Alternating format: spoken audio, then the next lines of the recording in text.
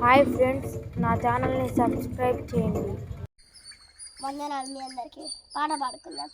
ఏమని చెప్పను కలువరి ప్రేమను, ఎంతని చెప్పను ఆ ప్రేమలో ఏమని చెప్పను కలువరి ప్రేమను, ఎంతని చెప్పను ఆ ప్రేమలో చెప్పులు కొట్టు దేవుని నామాన్ని పైపడదాం. ఏమని చెప్పను కలువరి ప్రేమను, ఎంతని చెప్పను ఆ ప్రేమలో ఏ స్థితికైనా చాలిన ప్రేమ, ఎన్నడెన్నడు మారని ప్రేమ. ఏ స్థితికైనా చాలిన ప్రేమ, ఎన్నడెన్నడు మారని ప్రేమ. లాలించు ప్రేమ, నన్ను ఓదార్చు ప్రేమ, లాలించు ప్రేమ, నన్ను ఓదార్చు ప్రేమ. ఆ ప్రేమ మాధుర్యం రుచి చూడుమన్నా, ఆ ప్రేమ మాధుర్యం రుచి చూడుమన్నా. ఏమని చెప్పను కలువరి ప్రేమను, ఎంతని చెప్పను ఆ ప్రేమలో చెప్పులు కొడదాం, అందరూ మౌనంగా ఉండొద్దు.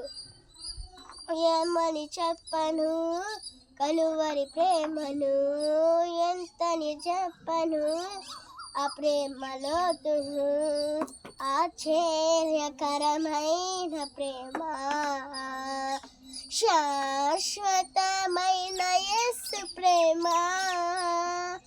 ఆశ్చర్యకరమైన ప్రేమ,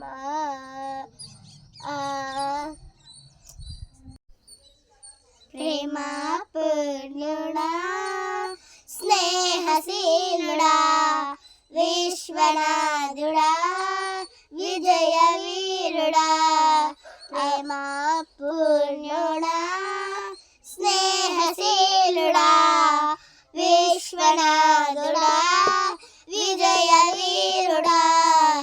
ఆపత్కాలమందున్న సర్వలోకమందున్న దీన జనాల దీపముగా వెలుగుచున్నవాడా, ఆరాధింతు నిన్నే లోక రక్షకుడా, ఆనందింతు నీలో జీవితాంతము. నీ కృప ఎంత ఉన్నతమో వర్ణించలేను స్వామి, నీ కృప ఎంత తుది వరకు నడిపించు యేసయ్యా. ప్రేమ పూర్ణుడా, స్నేహశీలుడా, విశ్వనాథుడా, విజయ వీరుడా.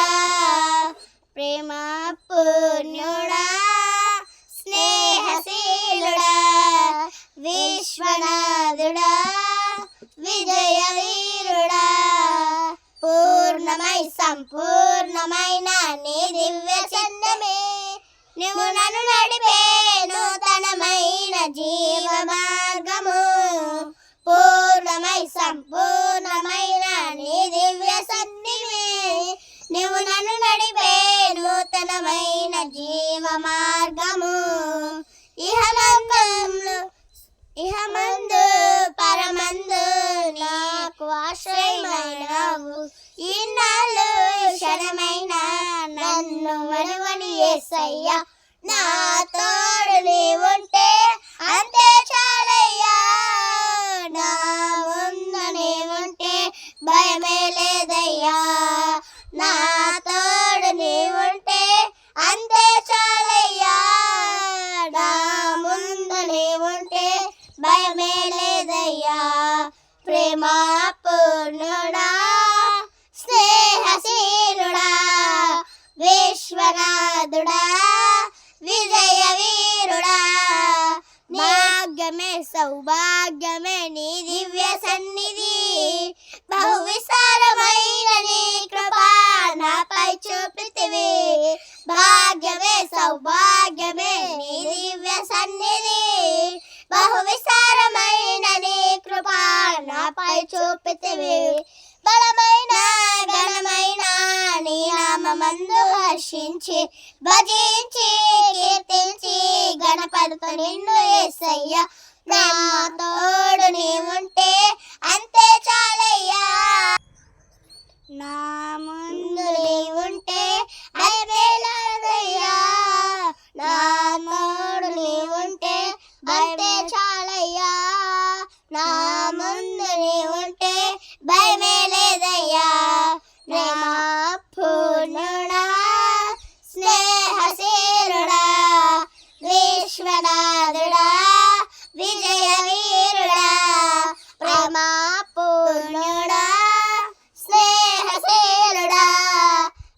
విశ్వనాథుడా విజయ వీరుడా నిత్యము ప్రతినిత్యము నీ జ్ఞాపకాలతో నా అంతరంగమందు నీవు కొలువయున్నావులే నిత్యము ప్రతినిత్యము నీ జ్ఞాపకాలతో నా అంతరంగమందు నీవు కొలువయున్నావులే నిర్మలమైన నీ మనసే నా అంకితం చేశావు నీతోనే జీవింప నన్ను గడిపోవేసయ్యా నా తోడు నీవుంటే అంతే చాలయ్యా నా ముందు నీవుంటే భయమే లేదయ్యా నా తోడు నీవుంటే అంతే చాలయ్యా నా ముందు నీవుంటే భయమే లేదయ్యా ప్రేమ పూర్ణుడా స్నేహశీలుడా విశ్వనాథుడా విజయ వీరుడా ప్రేమ పూర్ణుడా స్నేహశీలుడా విశ్వనాథుడా విజయ వీరుడా ఆపత్కాలమందున్న సర్వలోకమందున్న దీన జనాల దీపముగా వెలుగుచున్నవాడా ఆరాధింతు నిన్నే లోక రక్షకుడా ఆనందింతు నీలో జీవితాంతము నీ కృప ఎంత ఉన్నతమో వర్ణించలేను స్వామి నీ కృప ఎంత తుది వరకు నడిపించు యేసయ్యా ప్రేమ పూర్ణుడా స్నేహశీలుడా విశ్వనాథుడా విజయ వీరుడా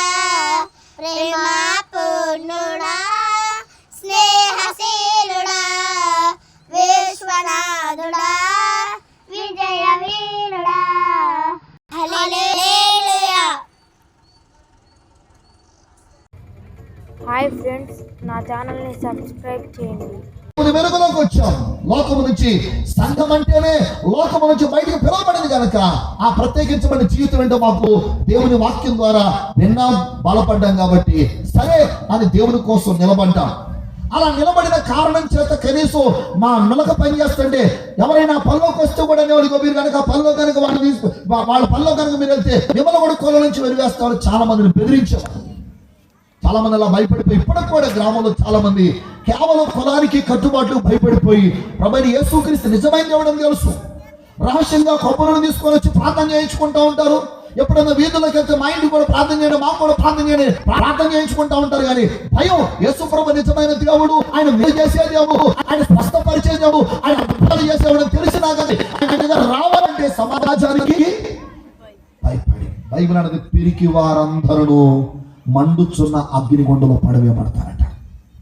పిరికివారంటే ఎవరో దేవుడు ఎవరో తెలిసినా కానీ ధైర్యంగా ఆయన అంగీకరించని వారు, నమ్మి అదృష్టం పొందే పరలోకం తెలిసినా కానీ సమాజం ఎవరకూడదో, కుటుంబం ఎవరకూడదో, వీడెవరకూడదు భయపడేటువంటి ఆ పిరికి వారందరూ కూడా పరలోక రాజ్యానికి వారసులు కాలేరు.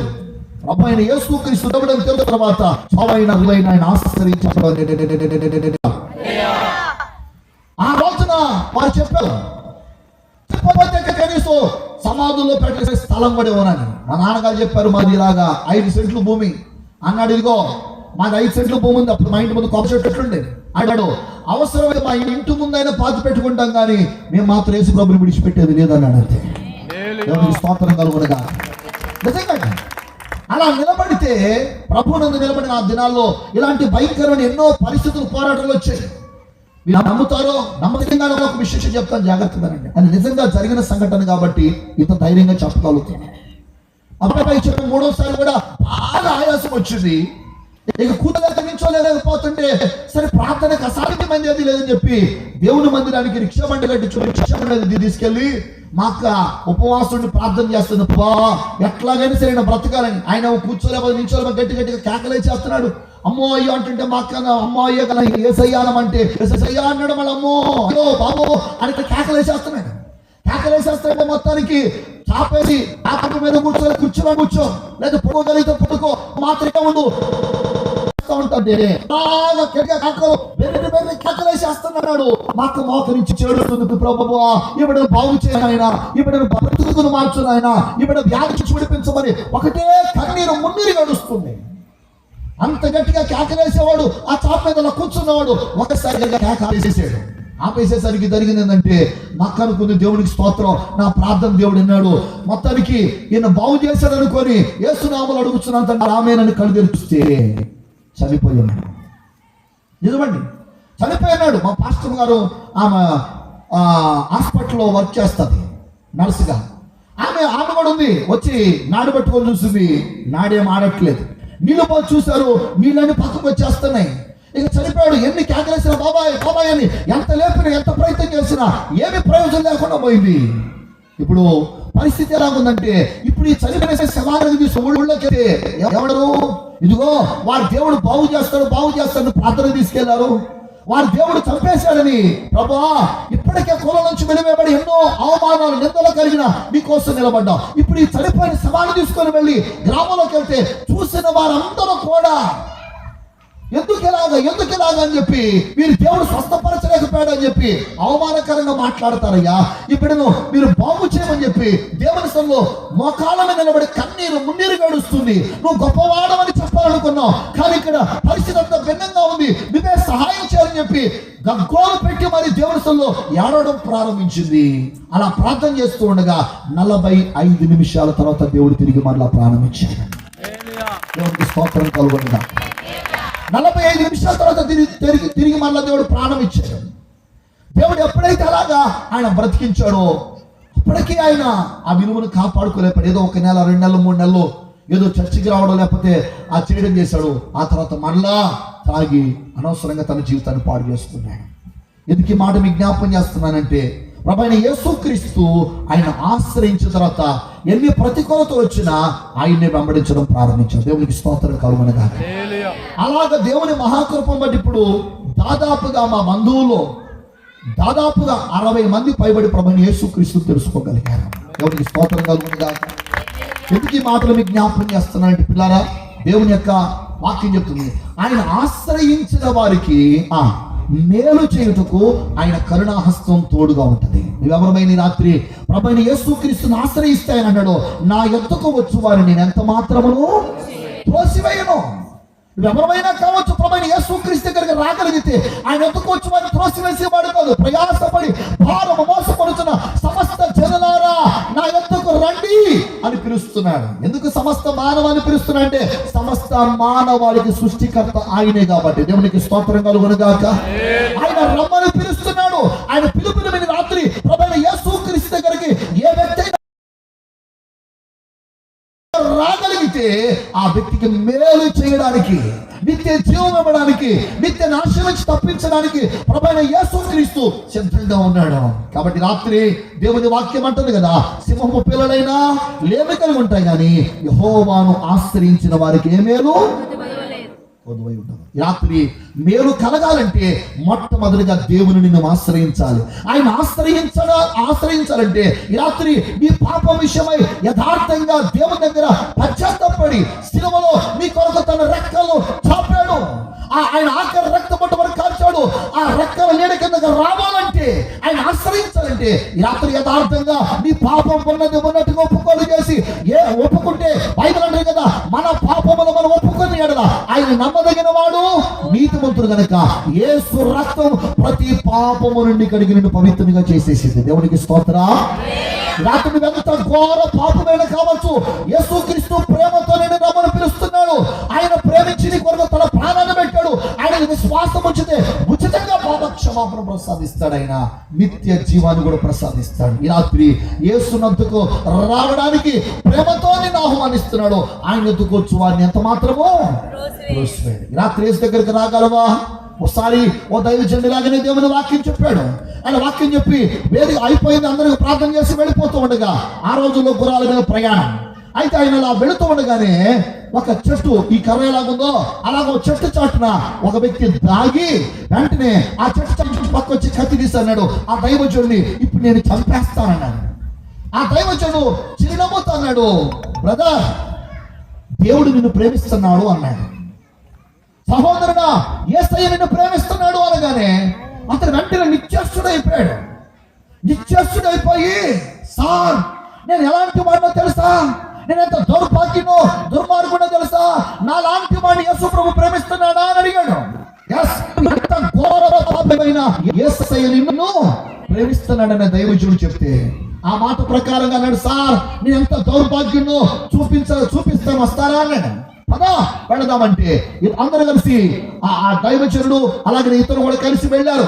గుర్రం మీద ప్రయాణం చేసి వెళ్తూ ఉండగా ఇంటికి వెళ్ళగానే ఇంటి ప్రాంగణం మనం ఏం చేస్తాం, చక్కని టైల్స్ లేకపోతే ఇంకేదన్నా సామాన్యులు అయితే నాపరాయో లేకపోతే ఇంకేదైనా కొంతమంది మార్పుల్సో ఇలాంటివేమో ఇంటి ప్రాంగణం వేసుకుంటారు. కానీ ఆ ఇంటి ప్రాంగణం అంతా కూడా రక్తపు మడుగు, అంతా రక్తమే అన్నాడు. సార్ ఇంత మానవ రక్తాన్ని, ఇంతమంది రక్తాన్ని ఒలికించి రక్తాన్ని, ఎందుకంటే అతడు ప్రతిరోజు ఒక్క యవనస్తురాల రక్తాన్నైనా కళ్ళతో చూడని నిద్రపోడు. అంత భయంకరమైన వ్యక్తి. చాలా మంది పీకలు కోసి వాళ్ళ జీవోత్సవంగా పడిపోయి వాళ్ళ రక్తం అలా కారిపోతుంటే చూసి ఆనందపడేటువంటి భయంకరమైనటువంటి కిరాతకుడు అతను. అలాంటి వ్యక్తి ఇంటి ప్రాంగణం అంతా రక్తమే చూపించాడు. ఇంత రక్తాన్ని వలికించానండి, యేసు ప్రభు అయినా నన్ను ప్రేమిస్తున్నాడా అన్నాడు. దైవజనుడు అన్నాడు, అయినను యేసయ్య నిన్ను ప్రేమిస్తున్నాడని.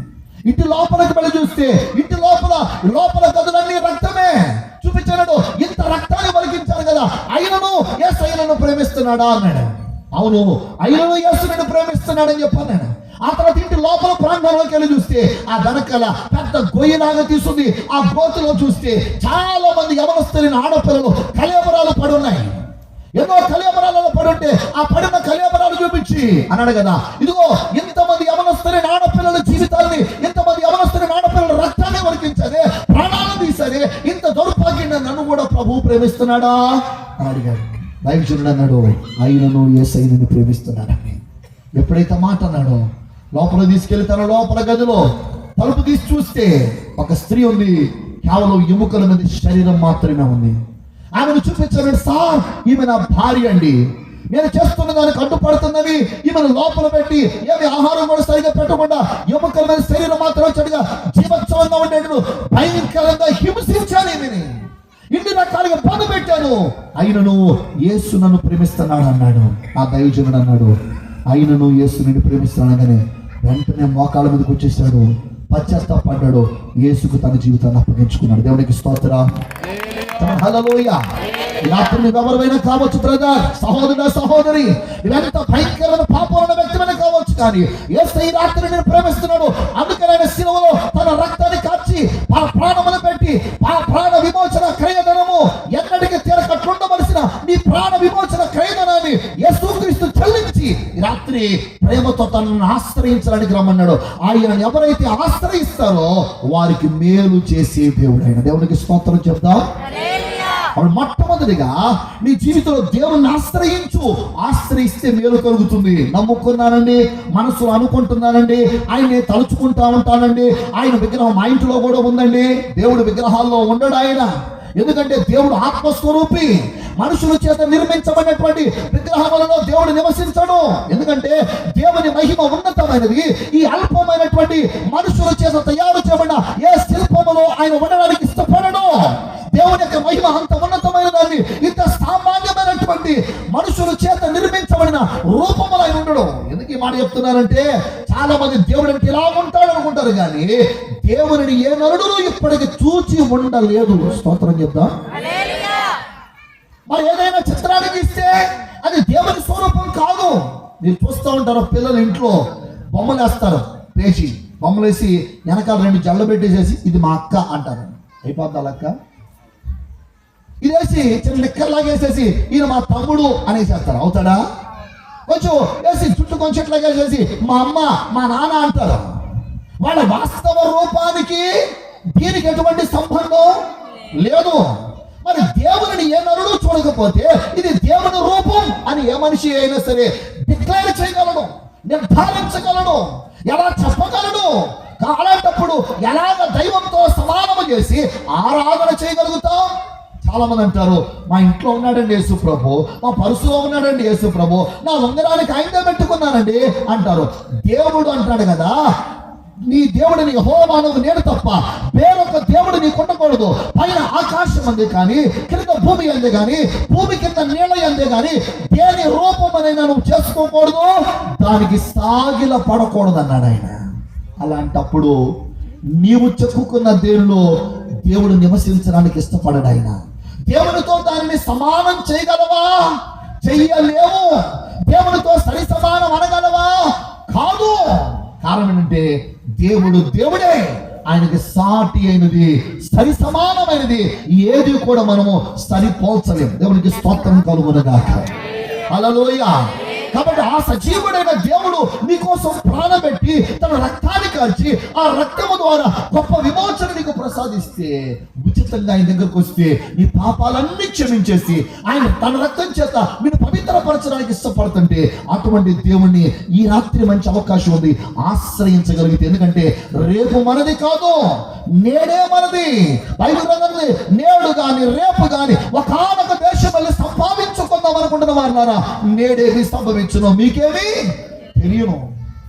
నిజమే, చాలా మంది ఎన్నో ఎస్టిమేషన్ వేస్తారు, కానీ అది ఎంత కాలము మనిషి జీవితం ఉంటుందో తెలియదు. కనుక అవకాశం ఉన్నప్పుడే దీపం ఉండగానే ఇల్లు చక్కబెట్టుకో, ప్రాణముండగానే నీవు ప్రభుని నమ్ముకో. దీపముండగానే ఇల్లు చక్కబెట్టుకో, ప్రాణముండగానే నీవు ప్రభుని నమ్ముకో. మనిషిగా పుట్టినోడు మహాత్ముడైనా మరణమంటిలో కలవవలయురా. తీసుకొని పోలేడు పిసిక పుల్లైనా ఇలా సంపాదన వదలవలయురా. ఇకముండగానే ఇల్లు చక్కబెట్టుకో, ప్రాణముండగానే నీవు ప్రభుని నమ్ముకో. నీలో ఉన్న ఊపిరి గాలని భ్రమపడకు, చచ్చినాక ఏమోనో ఎవరికి తెలుసనకు.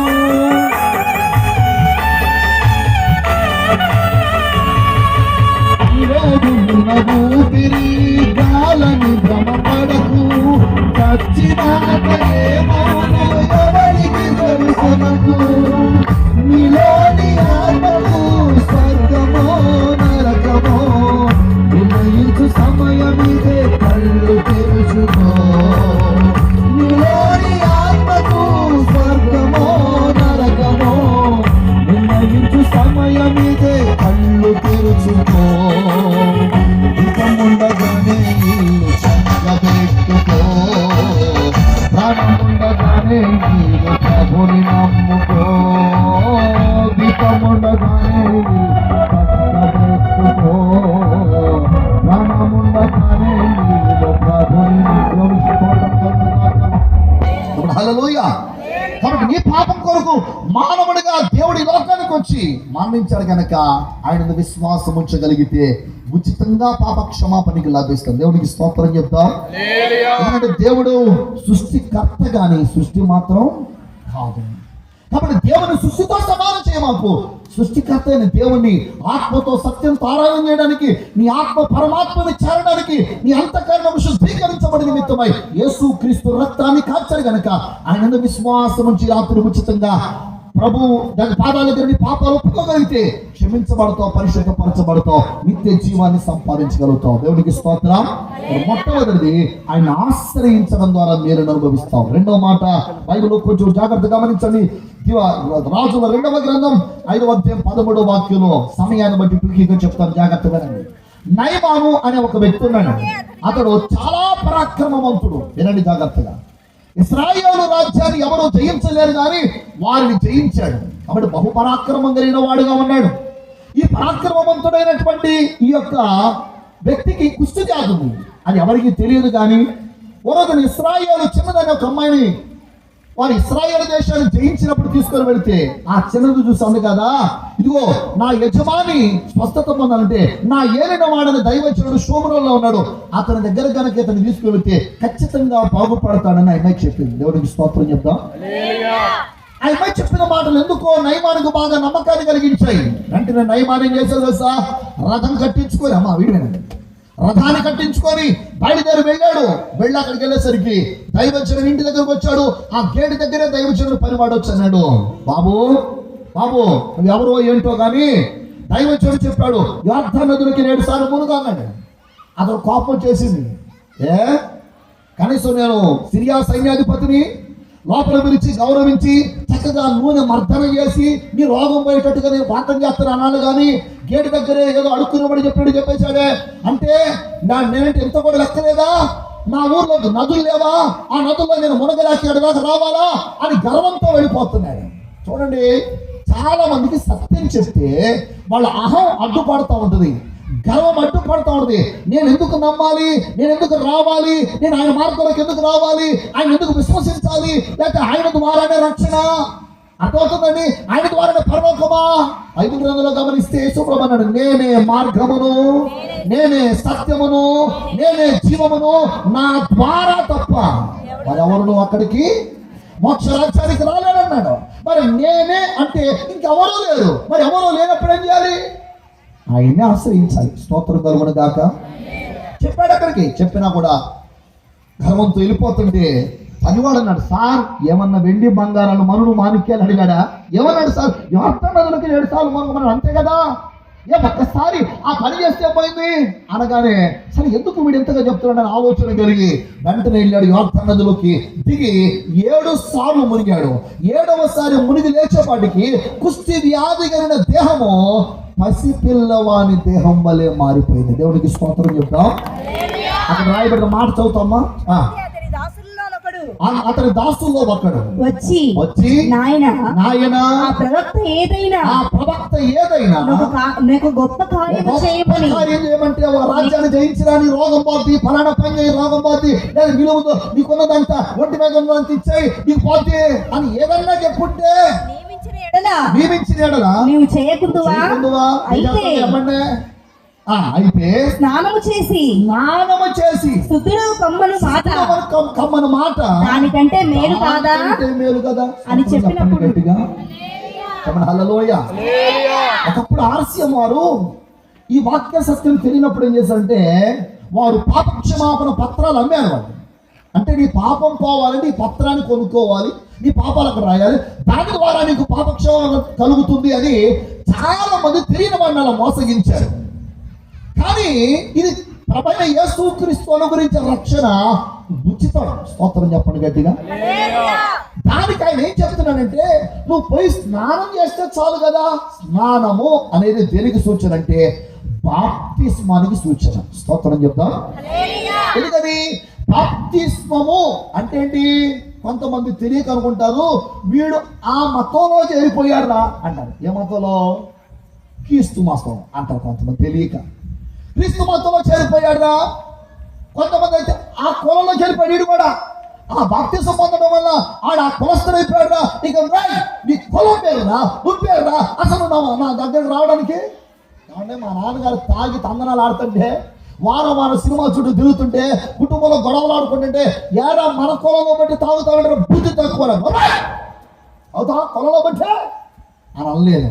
తాగుడు మానేసి ఇక నుంచి తాగను బాబు, సినిమా చుట్టూ తిరగను బాబు అని యేసయ్యను నమ్ముకుంటారంటే కులం నుంచి వెళ్ళిపోతామంటారు. బాగుపడినోడేమో కులం నుంచి వెళ్ళిపోతారట, చెడిపోయినోడేమో మన కులస్తులో రారా బాబాయ్, రారా అంకులు, రారా బాబాయ్, పెద్దోడా చిన్నోడా ఆయన అంటున్నారు. ఎవరి తాగి లేదా ఇద్దరు భార్యలు చేసుకొని వ్యభిచారం చేస్తుంటే, దొంగతనాలు చేస్తుంటే, మోసాలు చేస్తుంటే మన కులంలో పెట్టి రేపు ఒక పని అంటారా? కట్టుకున్న భార్యను విడిచిపెట్టి దాంతో బ్రతుకుతుంటే అంటున్నారా మాట? వ్యభిచారం చేస్తుంటే కళ్ళ ముందు ప్రేమ దోమల్లో పడిపోయి, ప్రేమ వ్యామోహంలో పడిపోతుంది. మన కులంలో పెట్టండి రా, ప్రేమ నీకు బుద్ధి తక్కువ, మన కులానికి అప్రతిష్ట అన్నాడు ఎవడన్నా? ఎవరందరూ? యేసు ప్రభుని నమ్ముకుంటాను బాబు, ఎదురు సినిమాలు చూడనయ్యా, తాగనయ్యా, వ్యభిచారం చేయనయ్యా, దొంగతనం చేయనయ్యా, మంచి మార్గం నడుచుండ బాబు, తిడితే తిట్టావులే, ప్రభువుని బట్టి తలంచుకొని వెళ్ళిపోతాను, అవమానించావులే, ప్రభువుని బట్టి తలంచుకొని వెళ్ళిపోతాండి ఆ నిలేస్తారు. ఏమని చెప్పండి? ఇదేమన్నా సమంజసమా సమాజానికి? ఇదేమన్నా న్యాయమా సమాజానికి? ఇలా బ్రతికే వాడిని సమాజం నుంచి వెలివేస్తారట. ఇష్టం వచ్చినట్టుగా బ్రతుకుతున్న వాడేమో వీడు మన కులస్తుడు అంటే నీకు తక్కువ పని చేశాడు. ఎవడో యేసు ప్రభు నమ్ముకొని నీకు తక్కువ పని చేసావు అంటారు. అసలు అంటే నీతి అంటే ఏంటి? తాగడమా, వ్యభిచరించడమా, దొంగిలించడమా, అబద్ధం ఆడమా, మోసము చేయడమా, అక్రమంగా బ్రతకడమా, విచ్చలవిడితనంగా బ్రతకడమా నీతంటే? నీతంటే ఏంటి? సమాజంలో నీతి అనే దానికి విలువ తెలియని విధంగా సమాజంలో బ్రతుకుతున్న పరిస్థితిని నేటి కాలంలో చూస్తున్నాం. మంచి మార్గంలో నడుస్తున్న వాడు నీతి తప్పిన వాడట. చెడు చేస్తున్నా కానీ ఆ మంచి మార్గంలోకి వెళ్ళడమేమో నీతి మంతుడట. ఎంత ఘోరమైన పరిస్థితి! నీతికి అవినీతికి మధ్య తేడా ఇంత మాత్రం కూడా తెలియదా? అబద్ధానికి సత్యానికి మధ్య ఇంత తేడా కూడా తెలియదా? వెలుగుకు చీకటికి మధ్య ఇంత తేడా కూడా తెలియదా? పవిత్రతకు అపవిత్రతకు మధ్య ఇంత తేడా కూడా గ్రహించాలని గమనించాలని పరిస్థితిలో ఉన్నామా మనము? ఒక్కసారి ఆలోచించండి. నీతిగా బ్రతుకుతుంటే ప్రభువైన యేసుక్రీస్తుని విశ్వాసము చిన్నమే బాప్తిసం పొందుతున్నాడు అన్నాడు. వెళ్ళి బాప్తిసం అంటే బాప్టైజో అనేటువంటి గ్రీకు పదం నుంచి వచ్చింది. అంటే ముంచబడి కడగబడుట అన్నర్థం. చెప్పండి ఏంటట? ముంచబడి కడగబడ్డ, శుభ్రము చేయబడ్డ, స్నానము చేయుట అని అర్థం వస్తుంది. బాప్తిస్మం అంటే ఏంటి? పాపములు కడిగి వేసుకోవడం. స్తోత్రం చెప్పండి గట్టిగా. అన్నయ్య చెప్పింది అదే. పౌలా, నీవు లేచి దృష్టి పొంది నీకు మార్గ మధ్యలో కనబడిన యేసునందు విశ్వాసం వచ్చి బాప్తిసం పొంది నీ పాపములు కడిగి వేసుకో అన్నాడు. ఆ పాపములు కడిగి వేసుకోమని చెప్పడం మంచిదా కాదా? చెప్పలేంటని చెప్పండి. ఉదయం లేచిన తర్వాత మనిషి ఎందుకని తాను తప్పు చేశాడని కొంతమంది నమ్మకాలు వేసుకొని, కొంతమంది రకరకాలుగా ప్రయత్నం చేసి, కొంతమంది ప్రార్థన చేసి, అది చేసి మనిషి తప్పు చేసి ఎందుకు అనిపిస్తుంది? ఆ మనస్సాక్షికి పాప క్షమాపణ కలగలేదు కాబట్టి ఎన్నిసార్లు అయినా తప్పు చేశారనే మనస్సాక్షి కలుగుతుంది. కానీ ఒక్క మాట మాత్రం సవాలుగా చెప్తున్నా, యేసు రక్తము చేత ఒక్కసారి నువ్వు కడగబడ్డావంటే నీకు ఆ పాపము క్షమించబడలేదనే ఆ నేరస్థాపన చేసే మనస్సాక్షి నీకు ఉండదు. స్తోత్రం చెప్తా. హల్లెలూయా. ఎంత ఘోర పాపైనా యేసు రక్తంతో కడగబడిన తర్వాత ఆ మనస్సాక్షి పవిత్రపరచబడిన అనుభవం నీకు ఉంటుంది. ఆ ధైర్యం నీకు ఉంటుంది. యేసు రక్తం నా పాపాలు కడిగేసిందని.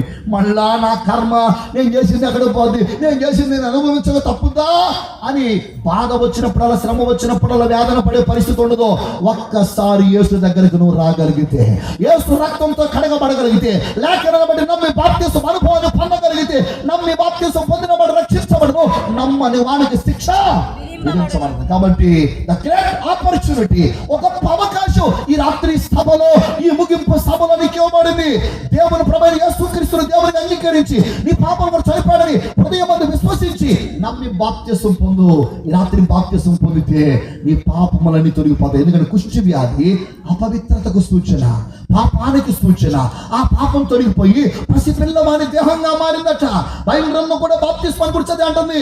ఒకడు క్రొత్తగా జన్మించిన ఎడలా అంటది. క్రొత్తగా జన్మించిన శిశువు దేహం ఎలా ఉంటుందో ఒక వ్యక్తి జీవితం కూడా యేసుక్రీస్తునందు విశ్వాసం వచ్చి నమ్మి బాప్తిసం పొందగలిగితే యేసుక్రీస్తు వాళ్ళలో ఉన్న ప్రాచీన స్వభావాన్ని తొలగించి వేసి వానికి నవీన స్వభావాన్ని ధరింపజేస్తాడు. ఆ నవీన స్వభావం ఎప్పుడైతే నీలోకి వస్తుందో నీవు కూడా ఒక పసిపిల్లవాళ్ళలాగా మారిపోతావు. ఈనాడు క్రైస్తవుడు ఎందుకు హింసించబడుతున్నాడు, ఎందుకు అవమానాలు పొందుతున్నాడు? ఎంతో మంది క్రైస్తవులు మణిపూర్లో ఎందుకు కాల్చబడ్డారు, ఎంతమంది క్రైస్తవులు హింసించబడ్డారు, కోట కోయబడ్డారు, ఎన్ని రకాల అవమానాలు, నిందలు, పుడికారు అన్ని అనుభవిస్తూ ఓ పిల్లవాడిని పడితే దెబ్బలు తిన్నవాడు ఏడుస్తున్నట్టుగా ఏడుస్తూ అలా ఉండిపోయాడు. కానీ ఎందుకు ఎదురు తిరగలేదు? ఎందుకు ప్రతి హింస చేయలేదు? ప్రతి కీడు ఎందుకు చేయలేదు? యేసుక్రీస్తు వాడి దేహాన్ని పసిపిల్లవాడి దేహంగా మార్చేస్తున్నాడు. దేవునికి స్తోత్రం. వాడి స్వభావాన్ని మార్చేస్తున్నాడు. ఆయన ఎలా ప్రేమించాడో, ఆయన ఎలా సహించాడో, ఆయన్ని 140 కొరడా దెబ్బలతో కడుతున్నా కానీ మౌనముగా ఎలాగా వదకు సిద్ధమైన గొర్రె పిల్ల బొచ్చు కత్తిరించి వాడి మౌనంగా ఉన్నట్టుగా ఆయన ఎలా మౌనంగా ఉన్నాడో అలా మౌనంగా ఉండడం అనేది ఆయన చేశాడు. ఆయనను పోలిన తన పిల్లలందరూ అలాగే జీవించాలని ఆయన చెప్పాడు, నేర్పించాడు. ఆ మార్గంలో నడుస్తున్న వారంతా అదే నీతి కలిగి బ్రతుకుతున్నారు. దేవునికి స్తోత్రం. కాబట్టి నీకు మేలేని తెలుసా? ఈ రాత్రి బాప్తిసం పొందడం. ఈ సభలో ఇంకా బాప్తిసం పొందిన వారు ఉన్నారా? నయమాన్తో చెప్పినదే, అయ్యా దైవజనులు చెప్పినట్టుగా వెళ్ళి బాప్తిసం పొందడం, నిన్ను స్నానం చేయడం నీకు మేలు కాదా? ఇంకేమైనా వెండి బంగారాలు అడిగాడా? ఏం అడగలేదు కదా. ఈ రాత్రి కూడా ఈ సభలో నిన్ను అడిగేది అదే, నా కుమారుడా నీ హృదయము నాకెమ్మనేసి అడుగుతున్నాడు. నీ జీవితాన్ని చేతిలో పెట్టు, పాప క్షమాపణ నిమిత్తం బాప్తిసం పొందు. బాప్తిసం పొందడం ద్వారా నీ జీవితం నూతన స్వభావంగా, నూతన జీవితంగా మారిపోతుంది. ఆ నూతనత్వం నీ వ్యక్తిత్వంలోకి వస్తే గనక నీవు ఆయన ద్వారా కలిగే మేలనే మోక్ష రాజ్యాన్ని సంపాదించుకోగలుగుతావు. దేవునికి స్తోత్రం కలుగును గాక. మూడో మాట కూడా సమయాన్ని బట్టి కొంచెం ముందుకెళ్తాను. యోబు గ్రంథం 22వ అధ్యాయం 21వ వాక్యం అంటారు కదా, ఆయనతో మీరు సహవాసం చేసినట్లా మీకు సమాధానమును అలాగనే మేలు కలుగుతుంది అన్నాడు. మూడవదిగా ఆయనతో సహవాసము చేసిన ఎడల నీకు సమాధానము కలుగును, సమాధానము కలుగును, అలాగున నీకు మేలు కలుగును. బ్రదర్స్ సిస్టర్ సహోదరి వినండి జాగ్రత్తగా. బైబిల్ ఏమన్నదంటే ఆయనతో మీరు సహవాసం చేస్తే, ఆయనతో సహవాసం చేయాలంటే చేయాలి. అమ్మ విన్నారా? మనిషికి దేవునికి మధ్యలో అడ్డుగా ఉంది ఏంటంటే పాపమే. ఆ పాపాన్ని తొలగించుకొని గనక బాప్తిసం పొందగలిగితే మీకు దేవునికి సహవాసం ఏర్పడి. దేవునికి స్తోత్రం. రెండవదిగా సహవాసం చేయాలంటే బైబిల్ గ్రంథం అంటారు కదా, ఎలా అనగా ఇద్దరు ముగ్గురు నా నామమున ఎక్కడ కూడి ఉందరో వారి మధ్యలో ఉంటారన్నాడు ఆయన. ఆయనతో సహవాసం చేయాలంటే ఏంటంటే ఈ రాత్రి ప్రభువైన యేసుక్రీస్తు నామములో దైవజనులు ఈ ప్రాంతంలో ఒక సంఘాన్ని ఏర్పాటు చేశారు. ఆ ప్రార్థన మందిలోకి జీవము గల దేవుని సంఘం ఉంది. ఆ జీవము గల దేవుని సంఘంలోకి రాగలిగితే పరిశుద్ధులతో పాటు దేవునితో మీరు సహవాసం చేయగలుగుతారు. దేవునికి స్తోత్రం. ఏదో ఇలాగ సభలకు వచ్చి వెళ్ళిపోతున్నామేమో, ఇలాంటి ప్రత్యేకమైన ప్రాంతంలో ఏదో ప్రత్యేకమైన కుడికలప్పుడు వస్తున్నామో కాదు. ప్రతి ఆదివారం, ప్రతి శనివారం ఎప్పుడు ప్రార్థన జరిగేటప్పుడు ప్రార్థన కుడికలో పాల్గొను. దేవుని సన్నిధి కదా, అలా సంఘ సహవాసములో దేవునితో. అందుకని యోహాను అంటాడు, మాతో కూడా మీకు సహవాసం కలుగునట్టు అంటాడు. తండ్రితో దేవునితో సహవాసం కలగాలంటే ఇలాగ సంఘంగా, సమాజంగా ఖచ్చితంగా కూడుకోవలసిందే. దేవునికి స్తోత్రం. ఎప్పుడైతే అలా సంఘ సహవాసంలో కూడుకుంటారో ఖచ్చితంగా దేవునితో మీకేం కలుగుతుంది? సహవాసం కలుగుతుంది. సహవాసం ఎప్పుడు కలుగుతుందో వెంటనే మేలు కలిగింది. దేవునికి స్తోత్రం చెప్తాను. హల్లెలూయా. మీరు మీ జీవితంలో, మీ బ్రతుకులో, మీ పరిస్థితుల్లో ఆ సహవాసం ద్వారా ఎన్నో మేలు ఉన్నాయి. చాలా మంది సంఘానికి రాక, సహవాసానికి రాక ఎన్నో సమస్యలతో బాధపడుతూ ఉంటారు. అదే చూస్తే సంఘం మీకోసం ప్రార్థన చేస్తారు, ధైర్యించినప్పుడు ధైర్యాన్ని చెప్తారు, కృంగిపోయినప్పుడు ఆదరణకరమైన మాటలు చెప్తూ ఉంటారు, లేకపోతే మీ జీవితంలో నిరాశ చెందినప్పుడు నిరీక్షణ కలిగే మాటలు చెప్పి ఏదో ఒక విధంగా దేవుని యొక్క లేఖనాన్ని బట్టి అన్ని విధాలుగా ఆదరించి మీరు ధైర్యంగా నిలబడగలిగేటట్లుగా అన్ని విధాల మేలును అనుభవించేటట్లు చేసేది దేవుని యొక్క సంఘం. దేవునికి స్తోత్రం చెప్తా. కాబట్టి ఆయనతో సహవాసం చేయడానికి సంఘ సహవాసానికి రావాలి. మూడవదిగా ఆయనతో సహవాసం చేయాలంటే వ్యక్తిగత ప్రార్థనా జీవితం ఉండాలి. హాయ్ ఫ్రెండ్స్, నా ఛానల్ని సబ్స్క్రైబ్ చేయండి. వ్యక్తి జీవితంలో ఏ వ్యక్తి కుటుంబంలో ఉంటుందో నిజంగా ఆ వ్యక్తి జీవితంలో మేలు అనుభవిస్తాడు. తన జీవితంలో కీడు అనేది ఏదన్నా తొలగించబడి, కీడు నుంచి తప్పించబడి మేలును తన జీవితంలో అనుభవించగలుగుతాడు. అందుకని మీరు శోధనలో ప్రవేశించకుండా మెలకువగా ఉండి. కాబట్టి రాత్రి దేవునితో సహవాసం చేసే పద్ధతి ఏంటంటే ప్రార్థన. కాబట్టి వ్యక్తిగతంగా ప్రార్థన ఉండాలి. దేవునితో సహవాసం చేసే పద్ధతి ఏంటంటే నీ పాపములు తొలగించుకొని ప్రభువైన యేసుక్రీస్తు దగ్గర రావాలి. మూడవదిగా నీ పాపములు తొలగి నీ వ్యక్తి జీవితంలో దేవునితో సహవాసం చేయాలంటే సంఘానికి రావాలి. సంఘానికి రావడం ద్వారా, దేవుని వాక్యాన్ని వినడం ద్వారా మీకు దేవునితో సహవాసం అనేది ఏర్పరచబడుతుంది. చివరి మాట చెప్పు ముగిస్తాను, సమయాన్ని కోరుతున్న బట్టి. చూడండి, ద్వితీయోపదేశకాండం 32వ అధ్యాయం 29వ వాక్యాన్ని గమనించండి. 32:29. వారు జ్ఞానము తెచ్చుకొని, జాగ్రత్త వినండి, వారు జ్ఞానము తెచ్చుకొని దీని తలపోసి తమ కడవరి స్థితి యోచించుట మేలు. అమ్మా, దేని గురించి ఆలోచించాలట? దేని గురించి ఆలోచించాలట? కడవరి స్థితి అంటే ఏ క్షణాన మనిషి జీవితం ముగిస్తుందో తెలియదు. కాబట్టి ఈ భూమి మీద వాటి కోసం మనం ఎంత ప్రయాసపడుతున్నాం, కానీ మన కడవరి స్థితి గురించి ఏ విధంగా మరణించబోతున్నాం. ఒక ఆయన అన్నాడు, పాస్టర్ గారు వాళ్ళు చెప్తున్నారులే, ఏంటో తెలుసా, ఏ నదైనా సముద్రంలోనే కలిసేది. ఏమంటున్నా ఆయన? మీరు ఈ మార్గంలో వస్తున్నారు సార్, మేము ఈ మార్గంలో వస్తున్నాం, వాళ్ళు ఈ మార్గంలో వస్తున్నారు, వీళ్ళు ఈ మార్గంలో వస్తున్నారు. ఏ నదులైనా కలిసేది ఎక్కడ? సముద్రంలోనే. అంటే అందరం పోయేది ఆ మోక్ష రాజ్యానికే అని నేనంటాను. బైబిల్ లేఖనం చెప్తుంది కదా, ప్రతి నది కలిసేది ఎక్కడో తెలుసా? తీర్పు అని సింహాసనం దగ్గర. స్తోత్రం చెప్పండి. ఎక్కడ నిలుస్తారండి? ప్రతి మనిషి కూడా బైబిల్ గ్రంథంలో రాయబడింది కదా, కొరింథీయులకు రాసిన 2వ పత్రిక 5:10 అంటాడు, మనమందరమును క్రీస్తు న్యాయపీఠమై ఎదుట నిలబడాలి. కాబట్టి ఏ సముద్రమైనా ఏ నదులైనా వచ్చి కలిసేదంటే క్రీస్తు న్యాయపీఠం అనే ఆ న్యాయ తీర్పు ఉంది. అమ్మ విన్నారా? నోరు ఉందని ఇష్టం వచ్చిన మాట్లాడి, కళ్ళు నేను ఇష్టం వచ్చినట్టు చూసేసి, దేహం ఉందని ఇష్టం వచ్చినట్టుగా బ్రతికేసే ప్రతి మానవునికి ఈ రాత్రి దేవుడు చెప్పేది తెలుసా? నీ దేహంతో జరిగించే మంచివైనా సరే చెడ్డమైనా సరే వాటన్నిటిని గురించి దేవుడికి లెక్క అప్పు చెప్పాలి. కాబట్టి చాలా జాగ్రత్తగా బ్రతకాలి. ఏం చేస్తున్నావో, ఏం మాట్లాడుతున్నావో, నువ్వు చేసే ప్రతి ఒక్కటి దేవుడు చూస్తున్నాడు కనుక ఆ దేవునికి లెక్కప్పు చెప్పాలనే భయం ఖచ్చితంగా నీ హృదయంలో కలిగి ఇక నుంచైనా పాపం చేయకుండా జాగ్రత్తగా బ్రతుకు. దేవునికి స్తోత్రం. కాబట్టి ఎలా బ్రతికామనే దానికంటే కార్యారంభం కంటే కార్యాంతం మేలని చెప్పినట్టుగా వారికి. కాబట్టి నువ్వు ఎలా ముగించబోతున్నావు? పాపిగా జన్మించావు. జన్మతః ప్రతి మనిషి పాపే. కానీ మరణించేటప్పుడు కల్లా నీ ఆత్మ పరమాత్మను చేరాలి అంటే గనక నీ యొక్క అంతరాత్మలో పరమార్థాన్ని నువ్వు ఎరగగలగాలి. స్తోత్రం చెప్తాం.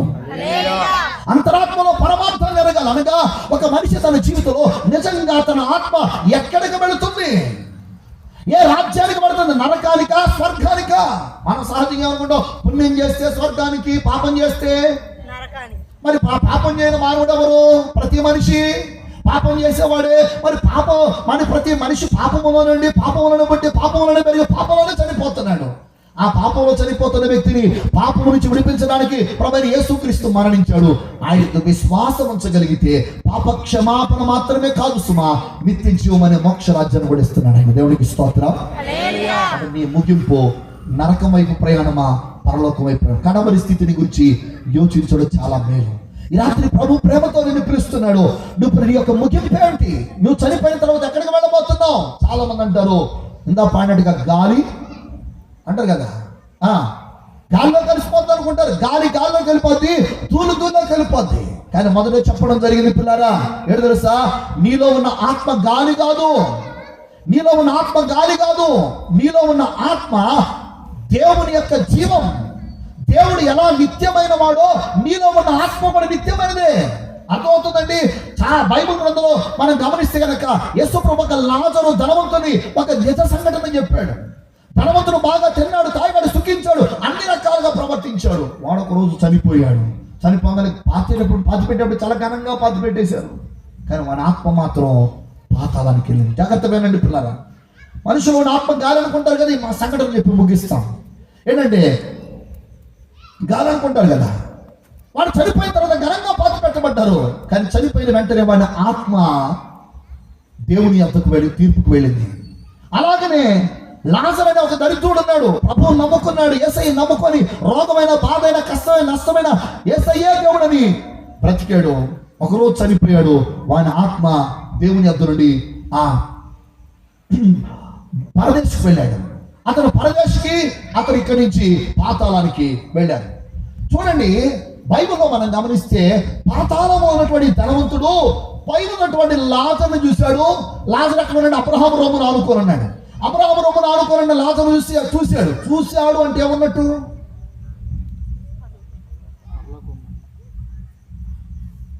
చూశాడంటే ఏమన్నట్టు?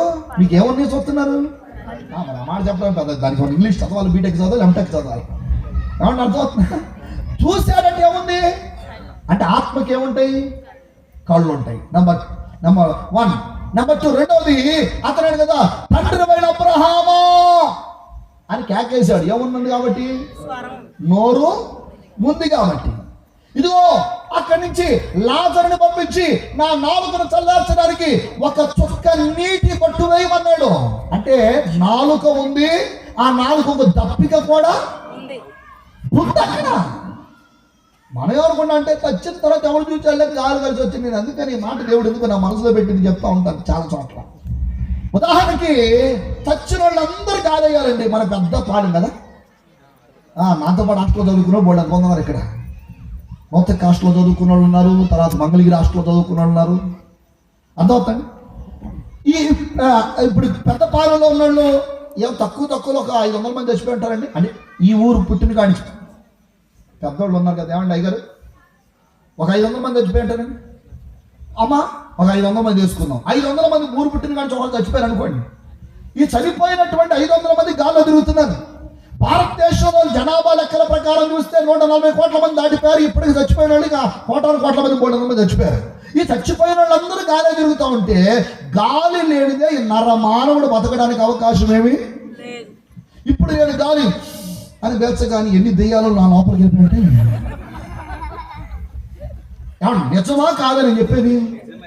గాల్లో కలిసిపోతే గాలి లేని ఏ మానవుడు బతకడు. ఈ గాలి ద్వారా కదా మొన్న మధ్య కరోనా వచ్చిందా, ఆ గాలి లోపలికి వెళ్తే ఎక్కడ వైరస్ వెళ్ళిపోతా అనుకుని మూతికి ఎన్ని చిక్కాలు పెట్టుకున్నా లోపలికి వెళ్ళింది, వైరస్ వెళ్ళిపోయింది. అర్థమైందా? మరి అలాంటప్పుడు నువ్వు ఎన్ని చిక్కాలు పెట్టుకున్నా కానీ లోపలికి ఏమైపోతాయి? చచ్చిపోయిన ఆత్మలన్నీ ఈ పాటికి ఒక దయ్యం పట్టినట్టుగా జుట్టు పట్టుకొని అనాల్సి వస్తుంది. ఇక నువ్వు పీల్చే గాలికి ఎన్నో దయ్యాలు లోపలికి వెళ్తాయి. ఈ పాటికి నువ్వు పెద్ద పాలెం కాదు కదా, ఇక ఏ పాలెంలో పెట్టినా కానీ నువ్వు దేవుడికి కంట్రోల్ అవడం చాలా కష్టం. స్తోత్రం చెప్పండి. కాబట్టి మనిషి అనుకున్నంత మాత్రాన వినండి, శాస్త్ర పరిజ్ఞానం కలిగిన వారు ఎలాగైనా టెస్ట్ చేశారు. ఒక చనిపోతున్న వ్యక్తిని కొన్ని క్షణాల్లో చనిపోతానుగా ఓ బాక్స్ లో పెట్టారు. బాక్స్ లో పెడితే బాక్స్ బద్దలు చేసుకుని వెళ్ళిపోయాడట. చాలా మంది చనిపోయిన వారిని మళ్ళా వారు బ్రతికించడానికి ప్రయత్నం చేస్తూ ఉంటారు శస్త్రచికిత్స ద్వారా. అలా వారు బ్రతికించడానికి ప్రయత్నం చేసినప్పుడు బ్రతికిన వారిని చాలా మంది రీసెర్చ్ చేశారు. ఏమని తెలుసా, మీరు చనిపోయి మరలా బ్రతికారు కదా, చనిపోగానే ఏం జరిగింది అని. అప్పుడు వారు అన్నారు, మేము చనిపోగానే వెంటనే మా బాడీలో నుంచి ఒక ఆకారం యాజిటీస్గా నాలాంటి ఆకారమే లేచి నిలబడింది. నేను చూస్తున్నాను, నా బాడీ వైపు చూసి ఏంటి ఇది ఇలా ఉంది అనుకున్నాను. నా పక్కన నా భార్య, నా పిల్లలు ఏడుస్తున్న వాళ్ళు చూసి అయ్యో ఏడుస్తున్నారే పిల్లలని చెప్పి ఏడవమాక నేను చెప్పడానికి ప్రయత్నం చేస్తున్నా కానీ నా మాట వాళ్ళకి వినబడట్లా. అలాగ 1 or 2 minutes, 1 లేదా 2 నిమిషాలే నాకు అవకాశం ఉంది. వెంటనే ఒక వెలుగు, ఒక ద్వారంలాగా ఉంది. ఆ ద్వారం గుండా చాలా వేగంగా తీసుకొని వెళ్ళిన తర్వాత అక్కడ చాలా పెద్ద వెలుగైన ప్రదేశాన్ని చూడగలిగామని చెప్పారు. కాబట్టి గమనించండి, గాలిలో నువ్వు ధూళి కలిసిపోతుంది అనుకోవద్దు సుమా. నీలో ఉన్న ఆత్మ చెప్పండి ఇలాగే ఉంటుంది. చాలా మంది అంటారు చచ్చిపోయినాడు పలానోడు కనపడ్డాడు నాకు అంటాడు. ఎట్టున్నాడు ఎలాగున్నాడండి? గాలిలాగా ఉన్నాడు, ఆకారం ఉందా? మాట్లాడేంటి? ఆకారం చూడబట్టేగా పలానోడు తెచ్చాడు, పలానోడు కనపడ్డాడు, పలానా కనపడింది. ఆకారం లేకపోతే కనపడుతున్నాడా? అది ఆత్మస్వరూపి, ఆత్మ రూపం. అది ఆ ఆత్మ మనలో ఉంది. చనిపోయిన తర్వాత శరీరం నుంచి ఆత్మ బయటకు వస్తుంది. దయచేసి గమనించండి, ఈ ఆత్మకు చావు లేదు. పాపం చేస్తే యుగాలు నరకంలో ఉంటావు, అగ్ని ఆరదు, అక్కడ పురుగు చావదు. అలా నరకంలోకి వెళ్ళడం దేవుని ఉద్దేశం కాదు, నువ్వు పరలోకం చేయాలని దేవుని ఉద్దేశం. అందుకని దేవుడే మానవుని ఈ లోకానికి వచ్చి మనుషులందరి కొరకు ప్రాణం పెట్టి తన రక్తాన్ని కాల్చాడు. ఆ ప్రభువైన యేసుక్రీస్తుని విశ్వాసం ఉంచగలిగితే ఈ రాత్రి నీకు నిత్య జీవం కలుగుతుంది. అట్టి నిత్య జీవము ఇదిగో ఈ మాటలు విన్నా, మైక్ శబ్దం ద్వారా కావచ్చు, ప్రాంతాలు కావచ్చు, మాటలు విన్నా ప్రతి ఒక్కరికి ప్రభు సంపూర్ణంగా అనుగ్రహించును గాక. తల్ల నుంచి కళ్ళు మూసుకొని ప్రార్థించేది. రాత్రి మేలు కావాలా?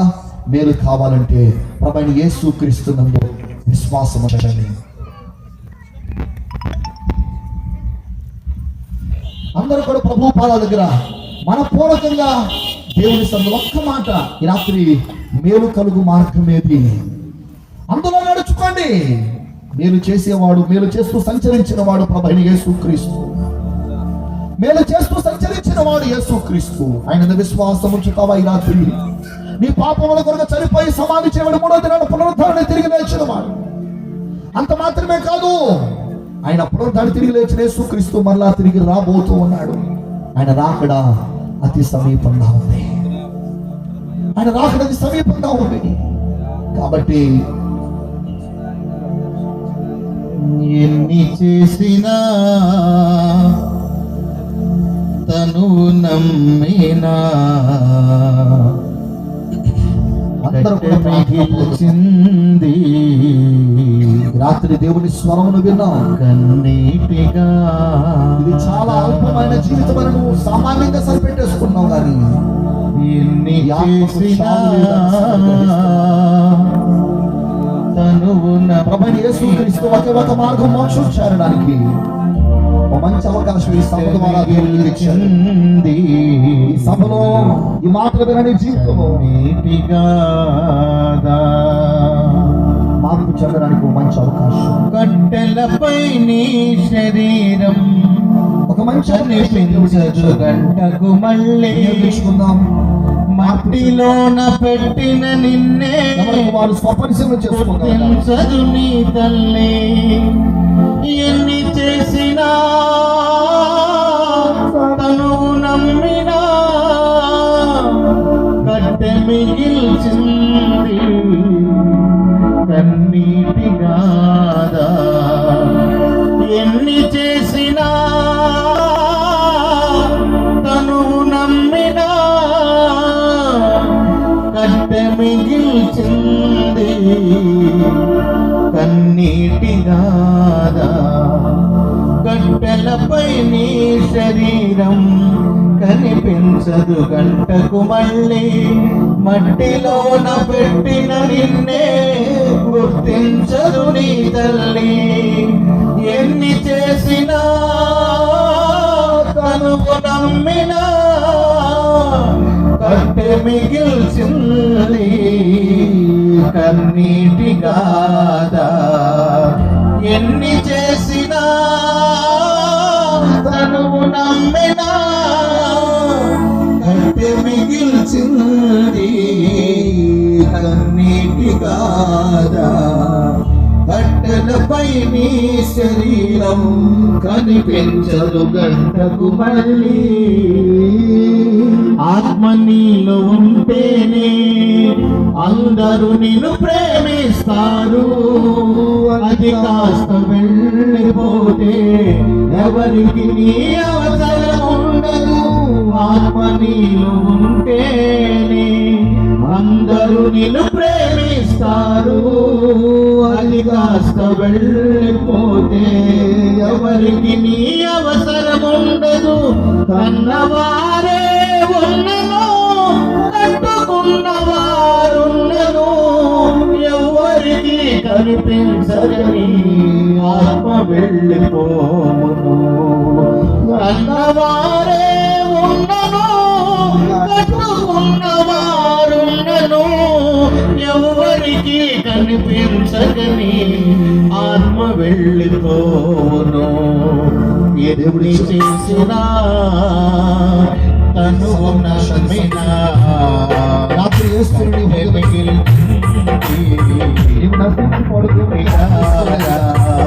ఎన్ని చేసినా తను నమ్మినా ప్రేమించిన దేవుడు నీకోసం ప్రాణం పెట్టిన ఒక ఆయన ఉన్నాడు.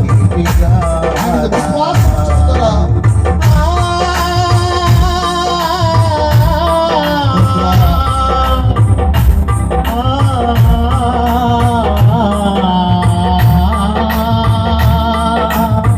కన్న తండ్రినే మరచి పాటి వెళ్ళిపోతావా నిత్య జీవం విడచి నరకం వెళ్ళిపోతావా. కన్న తండ్రినే మరచి పాటి వెళ్ళిపోతావా నిత్య జీవం విడచి నరకం వెళ్ళిపోతావా. ఎన్ని చేసినా తనువు నమ్మినా కట్టె మిగిల్చింది కన్నీటి గాదా. ఎన్ని చేసినా తనువు నమ్మినా కట్టె మిగిల్చింది కన్నీటి గాదా. కట్టెలపై నీ శరీరం కనిపించదు గంటకు మళ్ళీ మట్టిలోన పెట్టిన నిన్నే ఎన్ని చేసినా తను నమ్మినా కట్టె మిగిల్చింది కన్నీటి గాదా. ఎన్ని చేసినా తను నమ్మినా కట్టె మిగిల్చింది కన్నీటి గాదా.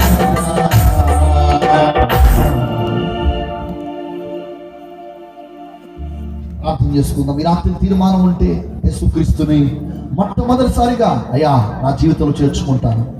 ఆయన ద్వారా జరిగే మేలైన మోక్ష రాజ్యం నాకు కావాలి. ఆయన ద్వారా కలిగే రక్షణ, పాప క్షమాపణ కావాలి. యేసుని రాత్రి నా హృదయంలోకి ఆహ్వానిస్తున్నాను వారుంటే మీ కుడి హస్తాన్ని పైకెత్తండి. మీ జీవితంలో ప్రభువు ప్రవేశించడానికి ఆశపడిన వారు మీ హృదయంలో యేసుని చేర్చుకోవడానికి ఇష్టపడగలిగితే, బైబిల్ చెప్తుంది దేహమే దేవుని ఆలయం కనుక దేవుని నీ హృదయంలో చేర్చుకో. ప్రార్థన చేసుకుందాం. ప్రేమ గల తండ్రి, ఈ రాత్రి కొందరు తీర్మానం కలిగి తమ చేతులను చూపిస్తున్నారు. ఇంకా ఈ రాత్రి ఇంత సత్యమైన తర్వాత కూడా గ్రహింపు లేని ప్రతి కన్నులు మీ నామములో తెరవబడును గాక. తండ్రి, ప్రతి ఆత్మక రక్షణ భాగ్యాన్ని ప్రసాదించండి. ఈ దాసులతో ప్రయాస ఏర్పాటు చేసిన ఈ కోడికల ద్వారా గ్రామంలో గొప్ప రక్షణ కార్యాన్ని జరిగించండి. ఈ గ్రామానికి సమాధానం కలుగు చేయండి, రక్షణ కలుగు చేయండి, మీ నీతిని ప్రసాదించండి స్వామి.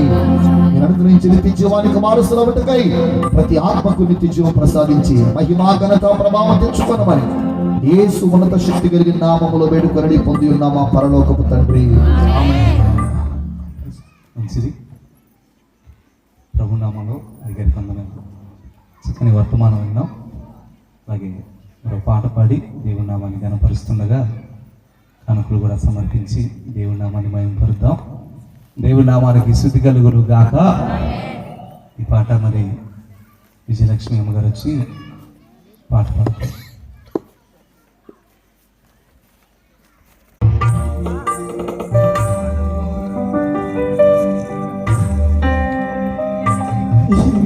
చూడు యేసయ్యకు,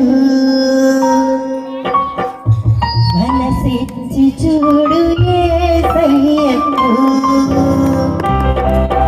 ఇచ్చిన ప్రతి వారును పుచ్చుకునే దీవెనలను, ఇచ్చిన ప్రతి వారును పుచ్చుకునే దీవెనలను ఇచ్చి చూడు యేసయ్యకు, మనసిచ్చి చూడు యేసయ్యకు.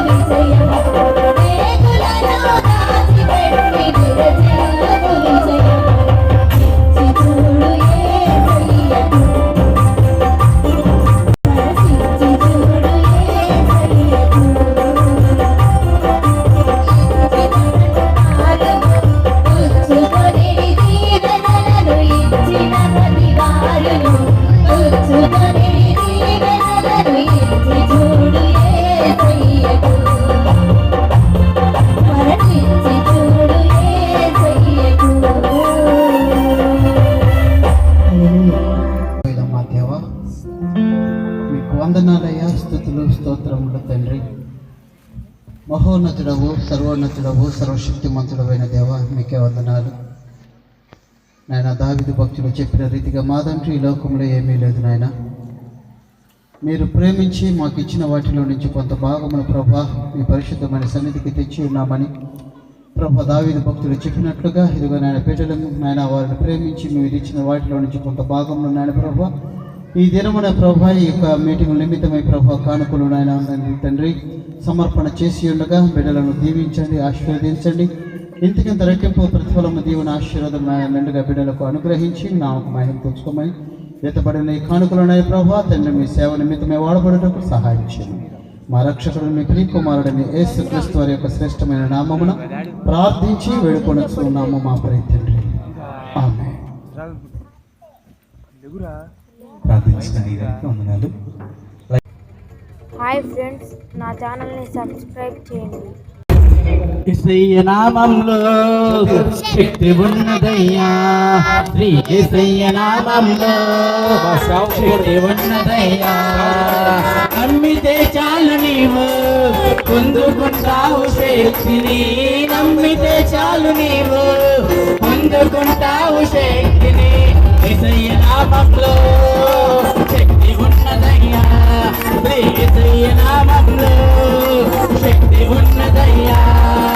పాపాలను క్షమించే శక్తి కలిగినది యేసయ్య నామం, పాపి పవిత్రపరిచే శక్తి కలిగినది యేసయ్య నామం. పాపాలను క్షమించే శక్తి కలిగినది యేసయ్య నామం, పాపిని పవిత్రపరిచే శక్తి కలిగినది యేసయ్య నామం. యేసయ్య నామంలో శక్తి ఉన్నదయ్యా, యేసయ్య నామంలో శక్తి ఉన్నదయ్యా.